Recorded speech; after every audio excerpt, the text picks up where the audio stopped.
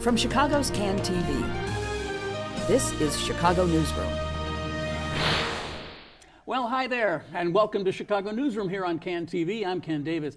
You know, there's one thing I can say for sure about today's guest. He's got to own a lot of suits. He's spent a lifetime in boardrooms and executive suites. He's been president of a massive telecommunications corporation. He was chief operating officer and then president of Amalgamated Bank. He was Midwest chairman of J.P. Morgan Chase and a partner at Meyer, Brown and Platt. And he's also had a private law practice. But he's also got government chops. He was a Fannie Mae board member, a United States Commerce Secretary, and ultimately chief of staff to the President of the United States. He succeeded Rahm Emanuel in that job, who came back to Chicago to succeed his brother, who was at the time mayor of Chicago. Now he wants to succeed Rahm Emanuel again to take the job his brother had 8 years ago. You got all that? Well, you know what it is. It's pretty obvious we're talking about William Michael Daley, brother of Richard M., son of Richard J. and Eleanor Sis Daley, and he's been kind of overwhelming the field in the past couple of weeks with a lot of big ideas about pensions and taxes and schools. And we hope to unpack a lot of that in our discussion today. William Daley, Bill Daley, it's a pleasure to have you at the table. Thanks, Ken. I'm happy to be here. I appreciate the invite. Thanst for doing this. I know you're a busy guy. Yeah, everybody is this time of the year, right? That's right. And you were busy because you were out this morning talking about stuff too, Yeah. and we want to talk about that. Sure. However, I'm going to take advantage of you for just a second here because this is the only opportunity I will ever have in my life to sit across the table from a former presidential chief of staff. I'll never have it again. You never know. And you must be like the rest of us, sitting watching TV at night and just watching the Trump administration essentially just kind of melt in front of our eyes. And you've got to be watching it through the eyes of a former chief of staff. What are you thinking? What's going through your mind when you're watching this? The White House and the government, especially driven by the White House, is really reflective of the president and his personality. His, I say, because there have only been men presidents, obviously. And so nothing surprises me about the chaos in the White House or the chief of staff being diminished and seemingly irrelevant in many ways, because that's the way the president has conducted his entire life. So it doesn't surprise me. It's a little frightening. Yeah. It's a little upsetting, obviously. Lately, to be frank with you, the last couple of months I've been more focused on local issues. But there's no doubt that this is a different style. We know he was a different candidate, different president. So, I mean, it's like just put on your seatbelt and hold on and see where the ride takes us. So far, it's been a pretty difficult period, but I have great sympathy for the 2.5 chiefs of staff he's had, because I don't know how anyone could be in any senior position with this sort of chaos that's going on. You know, I've had the great privilege in my life of working in a number of places, and one of them is your brother's administration. I worked for Mayor Daley for a while, and I have a real solid appreciation for what a chief of staff is. I mean, the chief of staff runs the day-to-day operation of everything. They have to know everything that's going on, and they have to sometimes have to keep the boss in line too when the boss starts to rattle off and other things. As you say, that's a function that doesn't exist today. No, but again, I've believed for a while, since all this chaos started about chiefs of staff, he really should either have no chief of staff, or he should name Pence as his chief of staff. I mean, the vice presidents don't do anything else. Might as well give him a job. Give them something to do. That's right. Yeah. Okay. So anyway, we got pages of things to get through here today. This morning, you were off talking about some of your education stuff. You have, in the last couple of days, proposed merging city colleges with the Chicago Public Schools. You've proposed cutting local school councils from 50 to 60 or something like that. Yeah. You've talked about elected school board. What were you talking about this morning? Don't tell me you've created something new. No. This was a follow-up on this story that appeared in the paper today, and that was, we have 500 and some local school councils, each individual school. The charters don't have local school councils, but the non-charter schools, public schools, have local school councils, and almost every one of the individual schools have them. But what I proposed today was that instead of having each school have a local council, we have a neighborhood council that would represent somewhere between 8 to 12 at most schools. and probably have 50 to 60 neighborhood councils, so that the council would have the same powers they have now about budget and picking principal and being intimately involved. But look at it in a more holistic way. And I made the announcement over at the Jenner School, and the Jenner and Ogden schools have come together.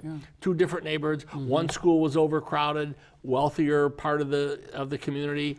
Jenner was rather lacking in students in a poorer part of and they've come together and they've worked it out. So what I'm saying is that a neighborhood school council would look holistically at an area and say, what do we need here in this community? Not just fight for their school, the individual school. And I think you'd have to give them a stipend, because this is going to take on some more work. So not that it's a full-time job, it wouldn't be. But we'd have to be supportive of them in a way that we're not in the individual schools. And begin to look and have the councils look, would not have any impact on the universal enrollment. Kids could still go where they want to go. But I think if a neighborhood council and the people who are active in that neighborhood think of themselves more than just their individual school, that community will be better served. We've got to get communities with more than one, even some communities don't have that, tier level 1 schools. So the idea that a council would be looking in a broader way, I think is helpful to the system.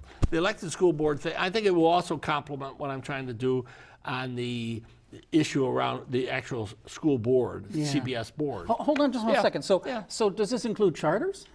Charters don't have local school councils now. Right, but I mean, would your proposal it would not include them? Now, we have a healthy charter system, but at this point, they have not been part of the local school councils, and I probably wouldn't have them in this system. And one of the things that I think has been the kind of the narrative of the last 10 years or so, 15 years, has been that the LSCs have been diminished largely because of the board structure that was put in place by your brother. Right. That there's mayoral control of the main board. The mayor's people are all in step. They all make the same decisions, and so there's really kind of less reason for even having a local school council, because you don't feel like you have that much power. Well, the local school councils do have power. They have power of the budget. They have the power over the principal selection. So there is at the local level, but that's a legitimate concern around the CPS board and mayoral control. Now my thoughts on that are this. First of all, there's no evidence of the school kids and the system being better in elected or appointed board. So this should be about the kids. It should be about the system, not the governance of it, or the politics around that. So there's, number one, there's no real evidence that elected school board gives you any better system than an appointed one. But I understand the concern of people that they don't want the feeling you just expressed, that this is all just jammed down their throats. So what I proposed is that somewhat of a hybrid, and that would be that the mayor would have 4 appointments, that the local school council process, or the neighborhood school council, if we go to that, from the bottom up would select 3 people that would be delivered to the mayor to be put on the board, not to decide which one. Those 3 would be put on the board, and you'd have 7 members. You'd have to have 4 mayoral and 3 4 mayoral, 3, for but you'd have to have 5 votes in order to pass the major things like a budget, so that there'd have to be some compromise. And a couple of the reasons why I think that process works. One, as I mentioned, there's no real evidence that the elected versus appointed makes a difference in the actual outcomes for the kids, and that's what this is all about. Number 2, I think the mayor has to have skin in the game. I think he or she has to be held responsible for what goes on in the schools, because that's the future of this city. 3, the idea of having a bunch of people running around raising money, politicking over the school kids isn't, in my opinion, a good thing. You have a school council fight that happened in LA recently, and I think it was $1.5 million, $2 million. Yeah. So, then on the one side you got the union, then you got the charter people or whoever, and lots of money being thrown in and more politicians running around. I don't think that's healthy for the kids. And last reason my concern is non-citizens, of which there are a lot of kids in the school system whose parents are non-citizens, could not participate in that election process. And I think we have to be sensitive to them. They can participate in the local school council process. And I think that's a fairness issue for those kids and their parents who are active in the school system that want to have a voice in something about the direction of the school system. So those are the reasons why I've come up with appointed members and a bottoms-up sort of process that would put 3 board members on the committee that the mayor didn't find and put on. I got to tell you that I find this really intriguing because it's the first really kind of, I'll say, thoughtful proposal for radical change that we've seen in a long time. And it'll get picked apart, and it may or may not happen that way, but, you know, kudos to you for at least for bringing it up. Thank you. Now, you're also talking, though, about this merger of CPS and the city colleges. And I got to tell you, when I first saw that, I thought it was just one of the craziest, dumbest ideas I'd ever heard. And then you start thinking about it, and you realize that, you know, there's a nugget of something really important here, because this is a favorite topic of mine. Man, we hammer it at this table all the time. This idea that not everybody needs to go to Northwestern and get a law degree. Or right? can. Or can. But even if they could, we don't need it. As a society, we don't need it. We need people who are happy doing in manual or quasi-manual work, because it is very fulfilling work. It can be. And we need to train up those folks in a better way than we're doing now. So this might be a way of getting us closer to that. Well, you know, Ken, I don't look at it as, you know, a 14-year vocational training program, okay? But the way I've come to this is, first of all, the first community college was created by CPS. Crane College, community college in 1911. So the community college system came out of this public school system. But I think we've got to take a step back and look at our education, how we educate our kids from K. Now, at some point we may get real pre-K, okay, if it gets funded by the state, K through 14. That's the education period for kids. So that at the end of that process, they are qualified and ready for the jobs of the future, of which most of them need, 3/4 need some sort of advanced degree. Not all of them need a 4-year education. What we have right now is, and we celebrate the fact that more kids, graduates of CPS, are going to college, okay, and that's great. But only 18% of kids who graduate from CPS finish a 4-year college within 6 years. So many of them fall off at some period with enormous debt from trying to do that. And they're not ready for a job. They're not ready for life in many ways. But it really is stepping back and not looking at our obligation to educate and train kids from K to 8 and then 9 to 12, but looking at it as a 14-year period, when at the end of that 14 years, that kid may go on to finish 2 more years of a 4-year program, that's great, or he or she, and then go on to graduate school or law school or be a brain surgeon, that's great. But the vast majority of them will be ready for those jobs, many of which all you need is that associate degree at that point. And you could also at the same time be freeing a lot of people from this horrible plague of college debt. I mean, this is something that this generation is going to be manacled to that for probably most of their lives, and we've got to get out from underneath and the system that I've thought about is not that everybody then slotted into some sort of vocational program or job. But those, and I look at the reality of life is that those kids that are really bright and want to go on and have an interest in journalism in a graduate program or have an interest in being a doctor or a lawyer or whatever, they'll do that. And but we've got because hopefully they will get that basic training in schooling, but they can go and do that and you know, pay or get or solve their financial needs for that. But the vast majority of the kids is what the school system's got to be concerned about. And I think the 14-year, but looking at it 14 years is a good way. There's so much more I want to talk to you about with that, but we got to move on because we have limited time. So let's just switch to the other thing you want to do. You want to dynamite the city council, and while you're at it, you're going to wreck the city council and make it a 15 member board. Why? Look at. One of the things I've learned in life, and I've spent most of my life, as you mentioned, in the private sector, a few stints, but I've been around government and politics my whole life. Yeah. But only government is basically structured as it's been for the last 80, 90, 100 years. Most industries, most companies, if they are what they primarily were 90 years ago, they're not in existence. The world's changed, technology, way people do whatever. And government generally is small change and slow. Business and other entities today, if you're not big and fast, you don't survive. So I think it's time we take a look. We have a system of 50 aldermen that was basically created at the beginning of the 20th century, when the alderman was the mini mayor of that ward. All services basically went through the alderman. That was the system. And it worked, I guess, at that time.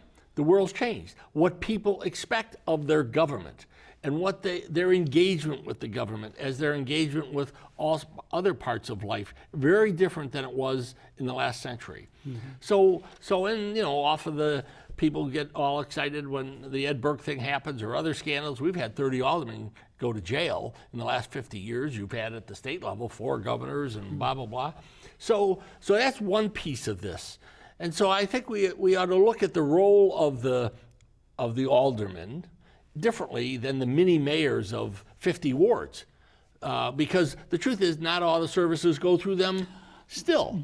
Mentioning, as I did to you before, that I work for the city, I was present on the day when they switched on 311, and I remember thinking to myself, this is going to change everything, because you want to call about your street light. You're not going to call your alderman anymore. You're just going to call. And now, or the old days, you used to call the precinct captain. Precinct captain, right? But that system's gone. Right. But even on 311, I'd like to know, and I'm not implying that but does anyone really every day check from the mayor's office what calls came in and what's resulted the next day, not 3 months later? So because I hear a lot of frustration when people who say, "Oh, I call 311, but you might as well call, 1211." It doesn't matter. So I think we've got to, upgrade some of that so that people do feel they're not just calling 800 number and there's no personal connection. People Your have call to be is important to us. Your call, just like it is in the private sector. Amazon couldn't you get want to away. talk about private sector, Yeah, but Amazon couldn't get away with surviving if people called up and nobody ever reacted to their calls. The problem with government, and I'm not implying this is what's happening here, the problem in government is it'll still keep going, no matter what kind of level of service they give people. What happens is the people then get going, they leave. But if you cut the city council to 15 people, I calculate that at our current population, we're talking about 185,000 constituents instead of 50,000. Right. That's a lot, and I got to say that this is one of these places where I find myself kind of stuck in that early 20th century thing. I like the idea that there is someone who is responsible for a fairly small community that we can elect and we can throw out or whatever. I think there's something kind of, I don't know if it's romantic or what. Well, I think that's what it is. And change is hard. People don't like change. But change has to happen, and it's happening everywhere except primarily in government. Let me ask you this. How do people think it's working out on how effective and efficient and responsive government is? No, I'm just saying. I look at it and I get it. I'm not Pollyannish. I'm not somebody who just fell out of a sky and fell into this town. But you got to ask yourself the question, does the public really think this is working? Yeah. And do they feel that they're getting for their tax dollars, which are rather substantial, the sort of nostalgic feel you have. That the alderman cares about me. Yeah, and he knows me, and the precinct captain's there. That was a system a lot of people didn't like and thought it was evil. A lot of people thought it worked better, but you know what? This is the 21st century. So, getting a little bit more serious about this, that also delivers us to the doorstep of this whole thing about aldermanic prerogative, which has really been it's been a hot topic in the last couple of months, which I'm happy to see. You know, we're seeing some interesting examples of this. I want to talk more about Lincoln Yards later on, but here you have a situation where one alderman, can say, well, you know, I don't really like that soccer stadium. I think you better take it out of there. And the developer of this $8 billion project has to listen to that one alderman. That may or may not be a good thing, but we also have, on a more negative sense, the thing that Maya Dukmoso and others that the readers have been writing about an alderman can stop a low-income housing development from happening in a ward, and that can have really serious implications for a decade or more afterward. So the idea would be to take that prerogative away and make these decisions made more on a citywide basis. But I'm not Is that kind of what you're getting at here? But I'm not saying you take the alderman out of the discussion. Because obviously he or she represents that ward, even if it's instead of 50,000 people, it's 150,000 people.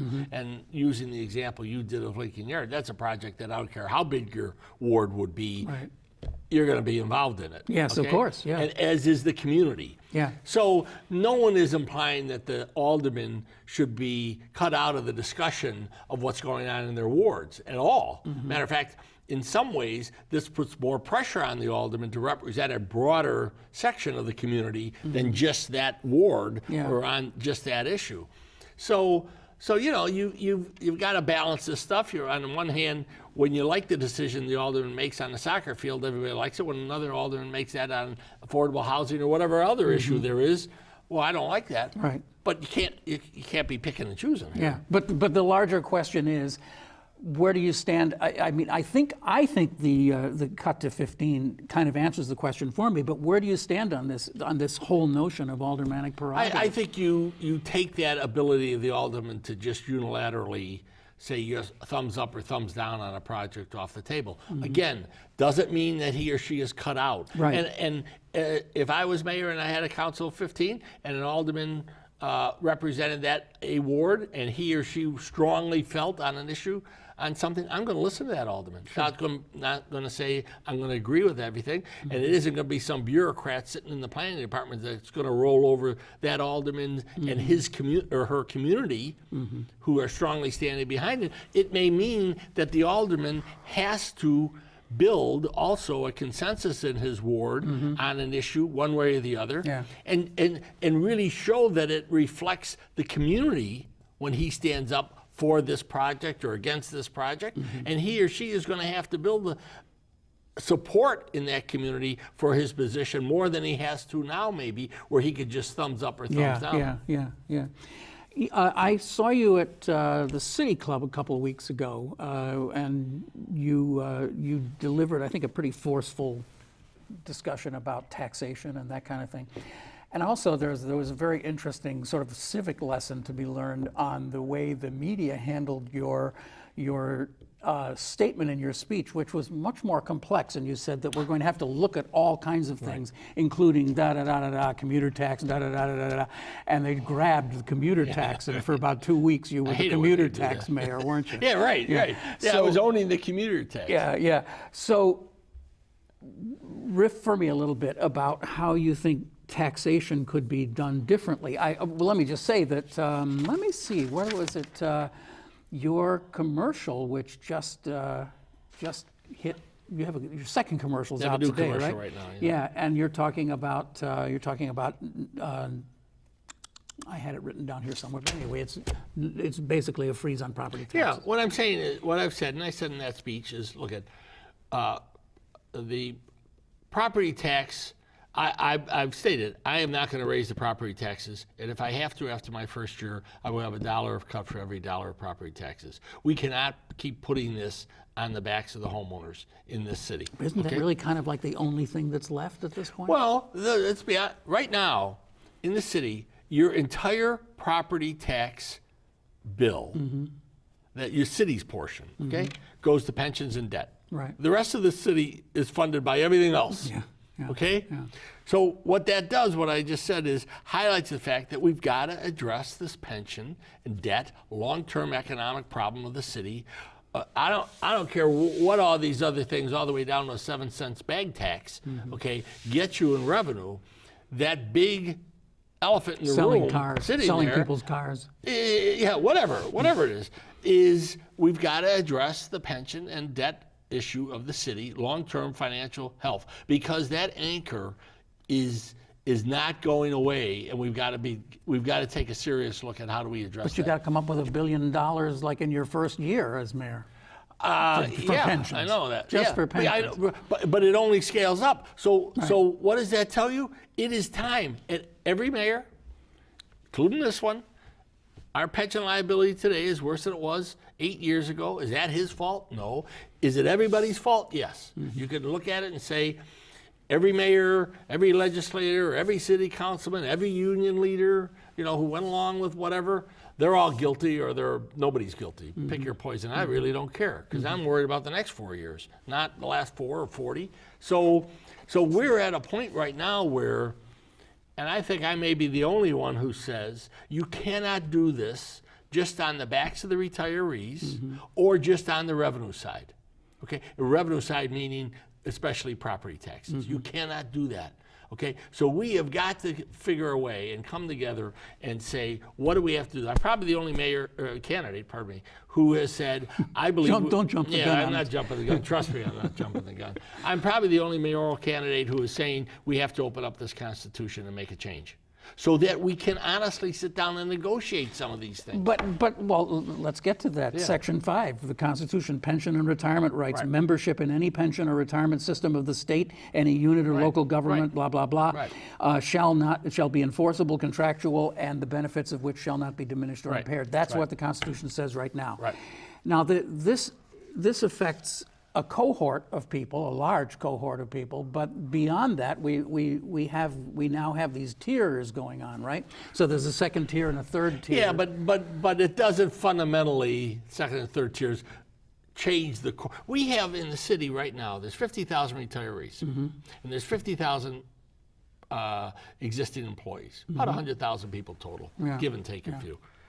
That's less than 5% of the population of the city. That amounts to a $28 billion anchor around the neck of everybody else. So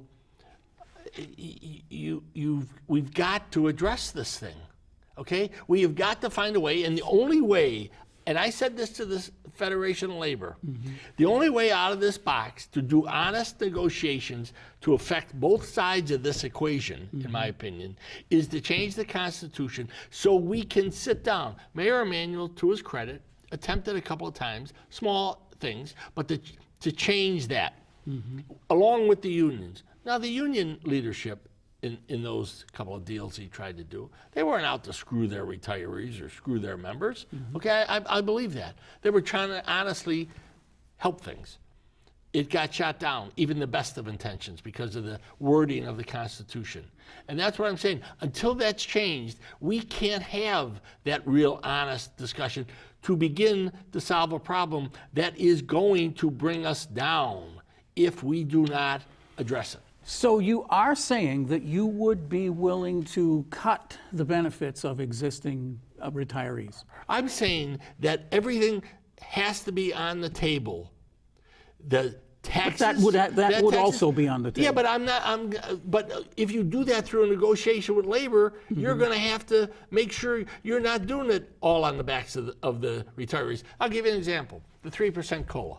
Okay. Yeah, that was my next question. Okay. Yeah. You could retire as a police officer at 50, live to 90, get a 3% compounded for 40 years. Right. Now, if somebody came to you and said, "Give me whatever amount you've got, I'll guarantee you 3% compounded a year for 40 years," I think you'd take it. I would take that. I don't know if I'd recommend that unless it's the government, because Yeah. you're probably lying to Yeah. you, Yeah. because no one can guarantee Right. that except the government. So Your bank wouldn't have done that. no, no, but I'm not saying take that 3% to zero. Yeah. I'm saying we've got to be able to negotiate somewhere in the middle that ends up bending that curve this way that we're on right now, which is this. But right now, a labor leader couldn't do that because his members will say, well, wait a minute, we're protected by the Constitution. So just hang on, because all I care about is myself. And it doesn't take into account the fact that we are all living older. We're all healthy into our 70s, That's what we into want, our to live 80s. till That's what we want, 100. right? Yeah, that's right. Yeah. But you still can, retire at 50 if you're a police officer, Yeah. 55, Yeah. Whatever, and that's great. But most of the retirees that work for government, they leave after they retire. So it's us people that are left. Yeah. Trying to You mean pay- leave Chicago? Yeah, leave Chicago. Move away. They go to Yeah. Florida, they go to wherever, and that's fine, that's their right. But those of us who are left are the ones who are paying this bill.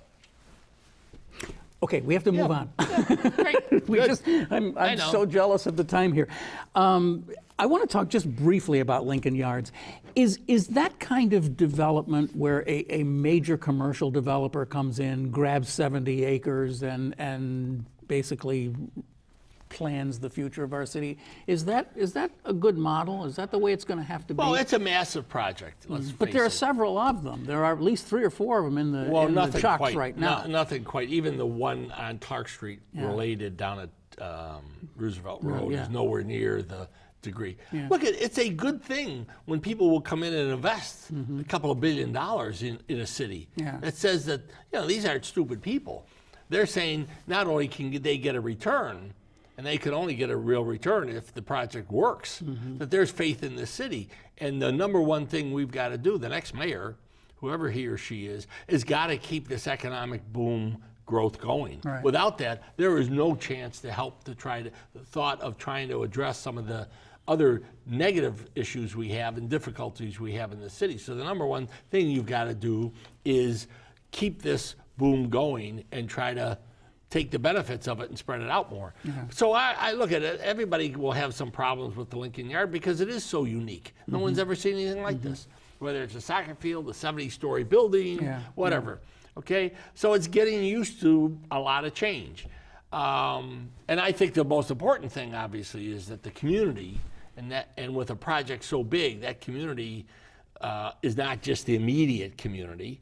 Okay, it is unique that as I understand it, most of, if not all of the sort of TIF money is going to public works issues Bridges, that roads. the taxpayers would be paying anyways to bring in X amount of people into the city. I mean, every city in America just about was chasing Amazon, including ourselves, and we're willing to throw all sorts of money at it, okay? So you've got to take a look and say, there may be pieces of this I'm not real happy with, or I think it doesn't reflect the community, but I don't live in the community, okay? But I think it's a great thing that people believe that the future of the city is bright enough that they would be willing to be investing in, and hopefully people who would live in that new community, because it's big enough to be really considered almost a new community, or the businesses that move in there have faith that this is where they want to invest and do their business or live. So- it's a good sign. You're okay with giving this project a bunch of TIF money, maybe a couple billion, I guess it could be, right? Because that money ultimately would be used for city infrastructure. That's important. And people have to remember, and there's a lot of problems with TIFs, and I have a lot of concerns, and we've got to change some of the way we do that. The taxes that everyone talks about that come with the TIF are only if the values appreciate, and there are taxes off of the base that starts. Yeah.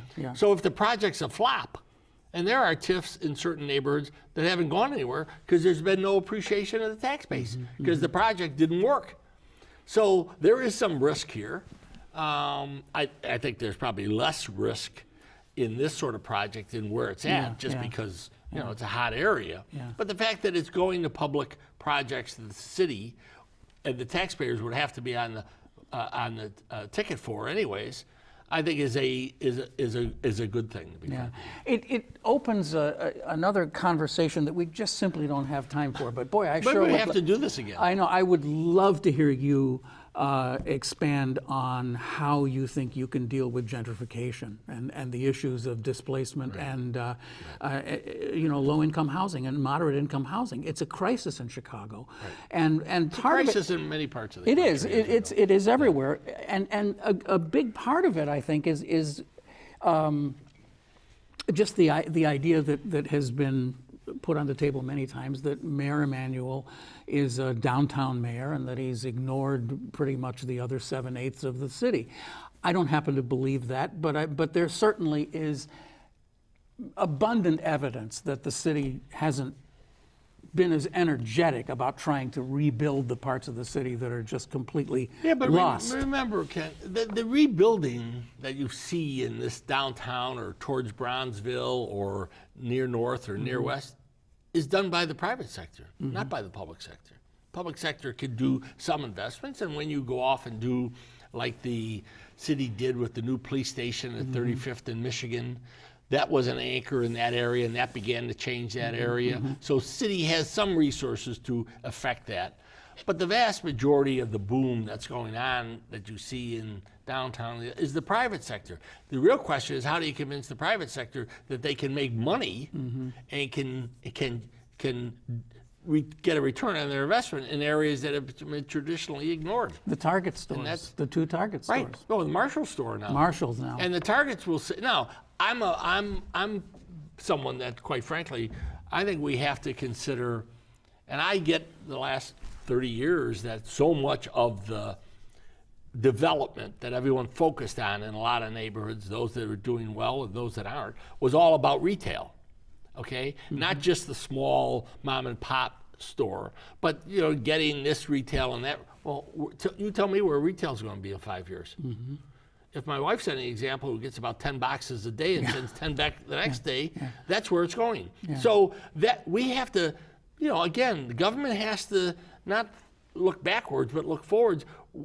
We should be focused on, and what I'm going to try to do is the development of the future in many neighborhoods. I'm going to try to focus more on manufacturing and how do we get more advanced manufacturing in this city.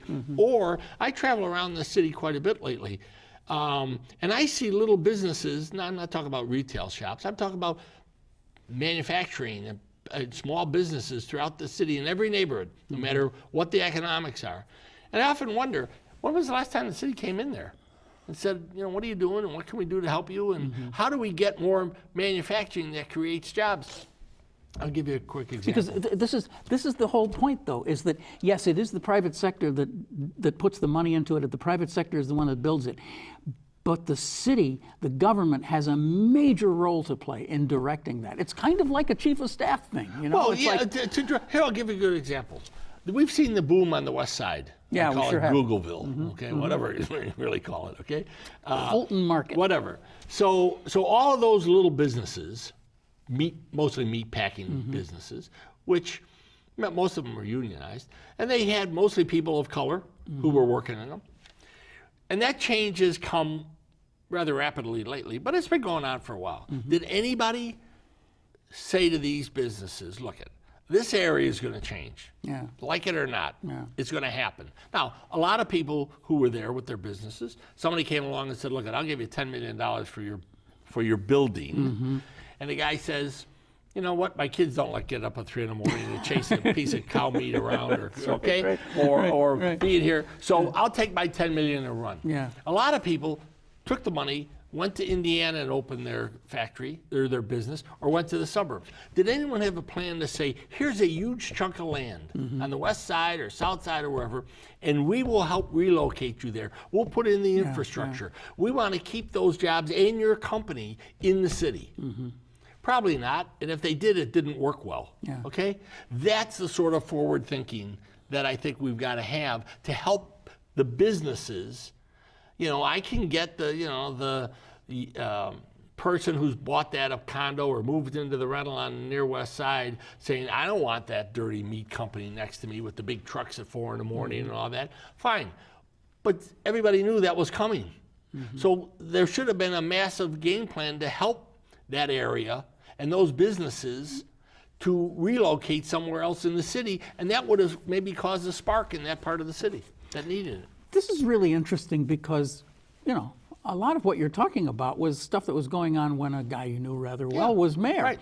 So how do you address the people who say, you know, you're kind of an interesting guy, you're coming up with a lot of interesting things, but you're just going to be the next Daley. We don't need another Daley. Oh, for God's sake, we don't need another Daley. That's what people I talk to say. I get that all the time. I'm sure you do. And what I say to them is, look, first of all, my career is very different than my brother and my dad's. They were professional politicians. Yeah. I took a different path, okay? And anybody knows any family, nobody's the same. You know, I've not had the opportunity to lead a city. I've not been out there as a politician running around saying what I believe. These aren't things these are things I've thought about that we're talking about. There aren't things that you know, that I have just decided to do because I'm running for office. Now, you know, this gives me a platform to say some things. But I think most people, hopefully, will give me an opportunity, you know, to look at my record, look at what I've done, look at who I've worked for, President Obama, President Clinton, good leaders, the private sector stuff I've done, and make a judgment about my ideas. That's what a campaign is supposed to be about. It's not just supposed to be about personalities. Yeah. It's supposed to be about, what do we think this person's going to do? I'm not saying I'm going to accomplish everything. But I would hope through this campaign people get a sense of who Bill Daley is, not just, oh, that's Rich Daley's brother or his father was mayor 50 years ago or but something you know like that. that you're shackled to that. Yeah. You can't escape that. And I don't want to escape. Nor should you, right? Right. So but Chicago of 1996 and even 06 is just, it's history. It's so different today. No kidding. It is so radically different. Right. I mean, just this alone has changed every city in the world. But how fundamentally different is your government in the city? Here, some people are defending 50 aldermen. Really? Really? Yeah. Some people want to go back to the precinct captain thing. Really? Yeah. That phone's changed everything. You know, I proposed for police that I would put a camera on every block in the city. Yeah. Okay, because, and I get the people saying there's a privacy issue. You have one of those, you have no privacy. I don't care. And every day reveals what people really do with this stuff. That are making enormous sums of money off of your information. Okay, so I'd have drones. I'd use all of the technology advantages for the citizens. I would. We don't have time to even really get into police and crime and the consent decree and whether we need more cops, more detectives, you know, how you would handle the consent decree and all that. So I think we'll just have to set that one aside because we can't let you out of here without talking a little bit about corruption and the whole Ed Burke thing. Not so much to talk about Ed Burke, but what it means, what that structure means, how we got to a point where an individual could have that much power and seal himself into that jar of power, and what we can do to prevent that if we need to prevent it. Is, if you perceive I'm powerful, I'm powerful. Okay? If you really look at the power of the chairman of the finance committee with the mayors of the past, except maybe because of the council wars in that period. Harold Washington. Okay? Right. It's really not that powerful. Workman's comp, absolutely. That ought to be out of there. But when you take the Would you have taken that out even as mayor, even if all this other scandal stuff hadn't happened? Yeah. Everybody's known for a very long time that there's, if not a perception, if not a reality, a perception of, wait a minute, why is that there? It's an anomaly. It is kind of weird, isn't it? Yeah, it's very weird. Yeah. So, you know, let's be transparent. Let's be open about it. It shouldn't be some magic black box that everybody goes into, controlled by one guy, whoever, or one person, no matter who that is. You must be aware that Mark Conkle wrote yesterday in Patch that No, I'm not. Oh, okay. So. In 1989, when your brother was running for mayor, he wanted to clear the field and he asked you to deal with this. And so you went to Burke and said, in exchange for getting out of the way so Rich could win the mayor, that you would give him the finance chair. Okay, two things. I did talk to Ed Burke about it. Yeah. No question about it. wasn't because Rich Daley had any fear of Ed Burke running for mayor. He beat him for state's attorney, and Ed Burke was not a factor to win a mayoral race in 1989. It was for two reasons.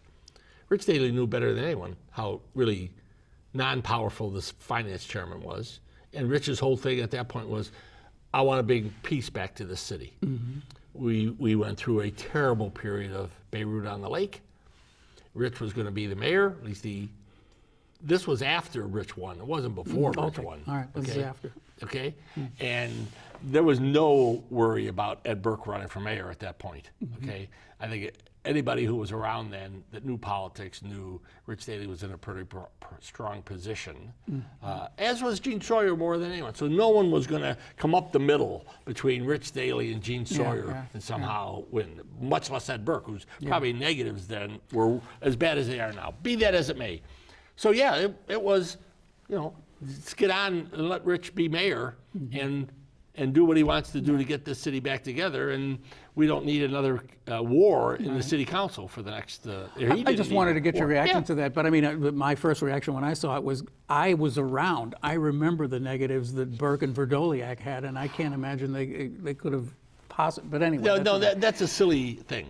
That somehow the deal was made because Rich Daley feared Ed Burke running for mayor. Trust me. He didn't fear Ed Burke after he beat him the first time. Hey, I worked for the Chicago Department of Environment. I was their spokesperson in Daley's administration. And it got thrown out. There's a lot of people out there right now, this is just self-serving, a lot of people saying that it should come back. How do you feel about that? You think we need a Department of Environment? Or is that just making the government bigger? I'm taking a serious look right now on how to restructure this thing. You'd have to. And how to be more effective, efficient, do this differently, use of technologies. So I'm not going to comment on which department should stay or go. I think what the environmental department does and some other things they obviously are involved in, but we're also stretched on dollars. Yeah. I mean, you've got a police department that amounts for about 40% of the city, and maybe going up because of the consent decree. It will go up because of the consent decree. There's no question. Okay, It will. and much more than people are estimating. You think we're going to have to hire more police? I don't think it's about more police. We have about the same per capita as New York. So it's not that. We need more because you have a lot of retirements, so that's fine. But I think we have to use technology. But I'm talking about no, I don't think we have to have hire 5,000 more police officers. I think we can use technologies. I think we've got to do smarter policing, which the police department is doing better job of, more predictive analysis. Training is the most important thing, and I committed to move the consent decree that's proposed has 40 hours, I think, after 3 or 4 years of training. I'm saying we have to front end load that. We have to give the police department more, men and women of the police department, more support on training and make them better police officers so they can do a better job for us. Every other profession out there trains their people in a way through their entire career that is much better than the Chicago Police Department does, and other police agencies do around the country. And that's to help the policemen. That's not to stymie them or make their job more difficult. Could you sell that message to them? Would you have the whatever it is, the political attraction, the juice to convince them of that? Yeah. That they need more training? Yeah. Absolutely. Yeah. I've said I'm for the new police academy. You can't. And I get the objections and the concern that you're going to spend $95 million on a bill. But if you don't, here, I'll give you an example. Skokie Police Department has 60 police officers. They use virtual reality to train their police officers. We don't have that citywide for the police department. A couple of districts do. That's the 21st century. Really? Skokie has that? So when you're training a police officer on use of force, if they're able to be trained and have those experiences that are real, that virtual reality gives, he or she will be a better police officer. You got to go. They're signaling me you got to go. Would you be able to reopen the parking meter deal? Could you do anything about this? No, I don't think so. Look at the parking meter deal quickly. Would I have done it the same way? No. Do I understand why it was done? That there was an enormous need for money during the biggest economic crisis that the city's ever had, with more foreclosures, and the city was faced with one or two options: enormous property tax or 5,000 people, including police, laid off. I get the urgency to avoid those two things at the time. I think it was mishandled in many ways, the way it was obviously rolled out, but I get the pressure to do that. And that gets back to be honest with you, that's why we have to begin to solve, or at least begin to solve, some of these enormous long-term financial problems of the city. Structural debt. Without that, everyone's running around with a Band-Aid. Okay. Yep. I want to ask you one more thing. Talk to a young couple who are maybe just getting married and they're thinking about living in Chicago, but they're saying to themselves, I don't think that I can build a future here. I don't think the schools are going to be right for me. I don't think I'm going to be able to get a job. What would you say? What would you say to people who are nervous about moving here? Yeah, I think this is a great city. You look at the history of the city, look at the vibrancy, the universities, the businesses that are here. This is a global city that you can get anywhere in the world from and to.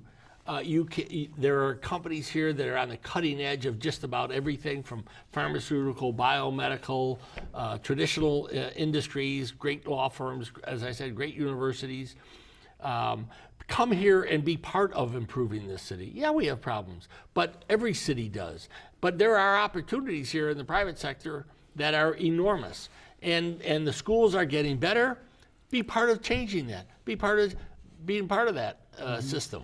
And I think the future here is extremely bright, not only for a young couple like you described, but when they have kids, there are plenty of great neighborhoods to move into in this city, and be part of trying to make it better. I believe that. It's not just a line. And I think there's great opportunity. Lots of people have tried to dismiss Chicago's future for the last umpteen hundred and some years. I was going to say over 100 years. We seem to beat them back every time they talk about our demise. You got to go. Oh, you okay. really got to go. I'm Bill sorry Daley, we couldn't pleasure. go longer. It was a pleasure to have you here. Nice to see you. And Thank you for I having can't me. say we'll have you back again because, unless you come back as mayor, of course. But I'll we're come back running as out of mayor, time to talk to candidates on the show. And I'll come back whenever you invite me. Okay, thanks a lot. All right. Have Good a good to meet day. you. Thanks. Thank you. Bye-bye. You've been watching Chicago Newsroom here on CAN TV, and we're glad you are. And don't forget that you can watch this and all of these other shows by going to this address right here. And we'll be back again next week with possibly another candidate, but we don't know for sure. So just watch us and see, okay? So long. Bye.